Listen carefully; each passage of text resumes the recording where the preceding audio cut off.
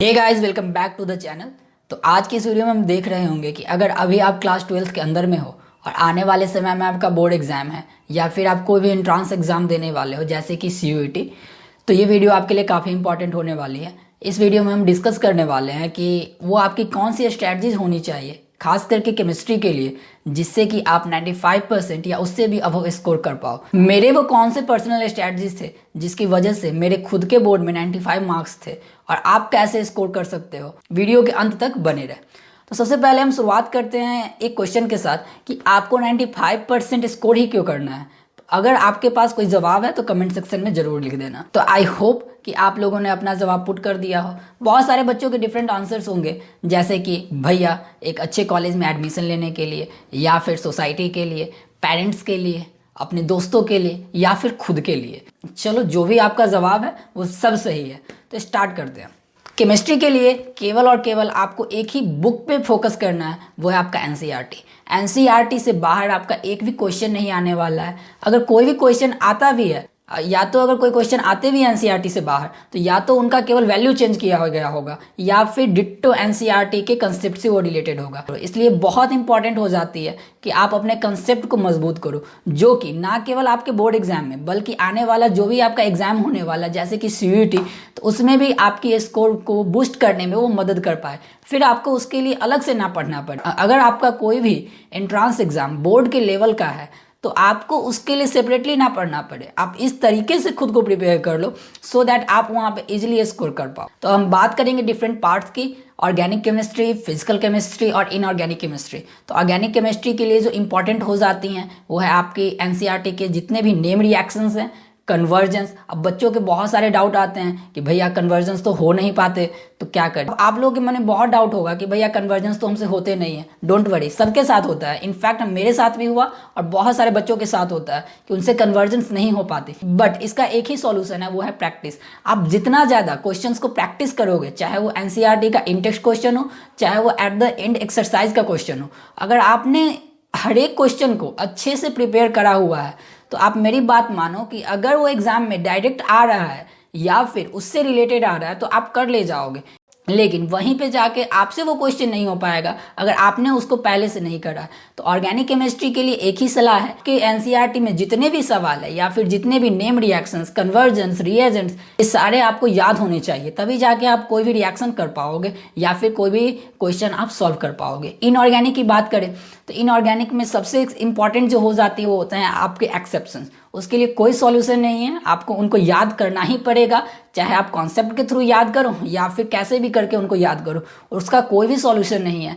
ऐसे मिल रहे होंगे जहां पे आपको रीजन टाइप क्वेश्चन होगा, मतलब कि ये जो हो रहा है वो किस वजह से हो रहा है, आपको इनके रीजंस देने होंगे।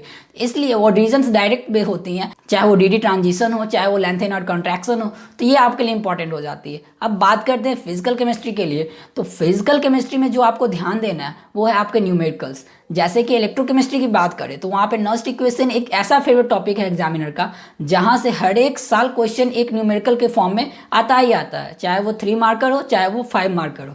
इसी प्रकार से काइनेटिक्स की बात करें तो काइनेटिक्स में आपके ऑर्डर ऑफ रिएक्शन से, जो ऑर्डर ऑफ फर्स्ट ऑर्डर से, रेट लॉ, रेट एक्सप्रेशन और कितना टाइम लगेगा कोई भी रिएक्शन को होने में, ये सारी चीज़ें आपसे पूछी जाती हैं। तो अगर आपने न्यूमेरिकल का प्रैक्टिस करा हुआ है तो आप श्योर रहो कि आप क्वेश्चन को आराम से कर ले जाओगे। अब बात करते हैं कि आपने एनसीईआरटी का तो सारा क्वेश्चन कर लिया, चाहे वो इंटेक्स्ट का हो चाहे एक्सरसाइज का हो, उसके बाद और क्या करनी चाहिए। अगर आप स्पेशली बोर्ड के लिए प्रिपेयर कर रहे हो तो आपको 10 साल के PYQs लगाने होंगे, चाहे वो चैप्टर वाइज हो चाहे टॉपिक वाइज हो, सो दैट क्वेश्चन वहीं से आते हैं। एट द एंड बहुत सारे ऐसे आपको क्वेश्चन मिलेंगे जिनके केवल वैल्यूज ही चेंज किए होंगे, आपने उसे करा हुआ है तो आपको लगेगा कि हाँ ये क्वेश्चन तो मैंने करा था, या फिर उसी कंसेप्ट से रिलेटेड होती है। बहुत बार तो वैल्यूज भी एग्जामिनर चेंज नहीं करते और आपसे पूछ लिया जाता है। तो अगर आपने PYQ अच्छे से करा हुआ है विथ प्रैक्टिस तो आप बहुत अच्छे से पेपर को अटेम्प्ट कर रहे होंगे। अब बात आती है कुछ हॉट्स क्वेश्चन की। तो बोर्ड में आपको कुछ ऐसे 4 या 5 मार्क्स के क्वेश्चन जरूर मिलेंगे जो कि आपके बेसिकली हॉट्स क्वेश्चन होंगे, जहां पे आपको अपना कंसेप्ट यूज करना होगा। अगर थोड़े से भी आपने अपना कंसेप्ट वहां पे यूज कर लिया तो वो क्वेश्चन आप बना ले जाओगे। क्वेश्चन बाहर से कुछ नहीं आने वाला, बल्कि वही रहेंगी कि वो एक ऐसा क्वेश्चन रहेगा आपके लिए जो कि आपको लगेगा कि आज तक मैंने नहीं बनाया, या फिर बनाया तो वो डायरेक्टली वहां से नहीं है, लेकिन कंसेप्ट बेसिकली वही रहेगी। तो मैं बार बार यही कह रहा हूँ कि अपने कंसेप्ट पे ध्यान दो, चीज़ें आपके लिए खुद ही आसान होती चली जाएंगी। आप बात करते हैं टाइम मैनेजमेंट की, तो पेपर के लिए टाइम मैनेजमेंट बहुत इंपॉर्टेंट एस्पेक्ट है। अगर आपने अपने पेपर को सही समय पर नहीं करा तो आपके कुछ क्वेश्चंस छूट जाएंगे, जो कि अगर आपको आता भी होगा तो आप नहीं कर पाओगे। इसलिए आपको अपने स्पीड पे, एक्यूरेसी पे और टाइम मैनेजमेंट पे स्टार्टिंग से ही ध्यान देना है। जब आप पीवाईक्यूज लगा रहे हो तो आपके माइंड में ये होना चाहिए कि मैं कितने मिनट के अंदर में इस क्वेश्चन को सॉल्व कर सकता हूँ। अब वही क्वेश्चन मुझे एग्जाम में मिल रहा है तो मैं कितने समय के अंदर में उसे कंप्लीट कर पाऊंगा, ये आपके माइंड में होना चाहिए।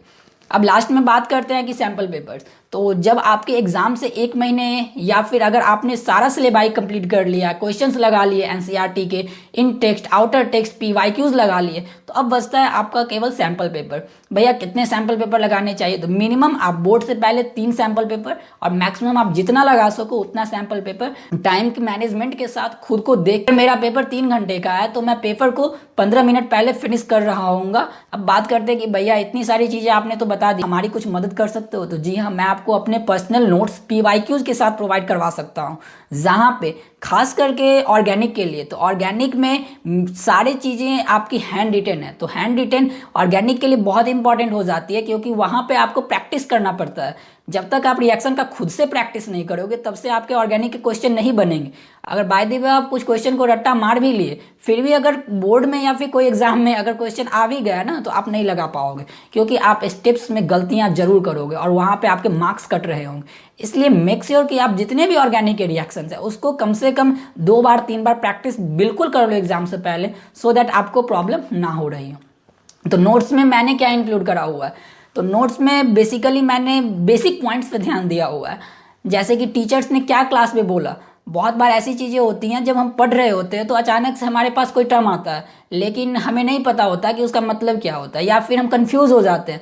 तो जहाँ पे भी वो आपका टर्म आ रहा है तो मैंने मेक श्योर करा हुआ है कि उस टर्म को उसी चैप्टर के हिसाब से आइडेंटिफाई करा जाए, और क्या शॉर्टकट्स हो सकते हैं, क्या टिप्स एंड ट्रिक्स हो सकते हैं, जहाँ पे अगर आप यूज करोगे तो आपके वैसे क्वेश्चंस इजीली सॉल्व हो रहे होंगे। तो ये सारी चीजें मैंने नोट्स में इंक्लूड करा हुआ है। अगर आपको वे सारे नोट्स फ्री ऑफ कॉस्ट चाहिए तो टेलीग्राम चैनल को ज्वाइन कर लो, जहाँ पे आपको नोट्स पीवाईक्यू के साथ जितने भी आपके चैप्टर्स हैं उनके प्रोवाइड करवाए जा रहे होंगे। तो make sure to join the Telegram channel. बात करेंगे कि भैया क्या पेपर हार्ड होने वाला है या इजी होने वाला है? तो मैं इसका सिंपल सा जवाब देता हूं कि it totally depends upon you. अगर आपने प्रिपरेशन अच्छा से करा हुआ है तो आपके लिए पेपर इजी होने वाला है, लेकिन अगर आपने प्रिपरेशन नहीं करा है तो आपके लिए पेपर डिफिकल्ट होने वाला है। बट इतना भी डिफिकल्ट नहीं होने वाला। पेपर बोर्ड की जो होती है बहुत इजी होती है। बस मेक श्योर करो कि पीवाईक्यूज लगा के जाओ। बार बार बोल रहा हूँ कि पीवाईक्यूज लगा के जाओ, सो दैट वहां पे आपको कुछ नया ना मिले, वहां पे आप सोचने में अपना टाइम बर्बाद ना करो कि ये क्वेश्चन कहाँ से आ गया। तो ये आपको मेक श्योर करना है। और अगर आप मेरे द्वारा इन बताए गए स्ट्रैटेजीज को अच्छे से फॉलो करते हो तो डेफिनेटली आप 95 या 100 भी फोड़ सकते हो, और पेपर आपका बहुत ईजी होने वाला है। तो खुद पे कॉन्फिडेंस रखो कि आप कर सकते हो। कोई बाहर वाला व्यक्ति आपको ये नहीं बताएगा कि भैया ये ऐसे करो तो ये हो पाएगा, कुछ नहीं होने वाला जब तक आपका खुद पे कॉन्फिडेंस नहीं होगा। तो आपने कितना भी पढ़ा हो, नहीं पढ़ा, अच्छे से पढ़ा या थोड़ा बहुत आपकी कमी रह गई, तो अगर आपके अंदर कॉन्फिडेंस है ना तो वो आप आसानी से क्रैक कर ले जाओगे वहाँ पे जब आपके पेपर आ रहे होंगे। तो अगर आप अभी चैनल पे नए हो तो मेक श्योर करो चैनल को सब्सक्राइब कर लो और बेल आइकन को प्रेस कर लो, सो दैट अगर फ्यूचर में मेरी कोई भी वीडियोस आती है तो वो आपसे मिस ना हो, और अपने दोस्तों के साथ वीडियोस को जरूर शेयर करो। Thank you.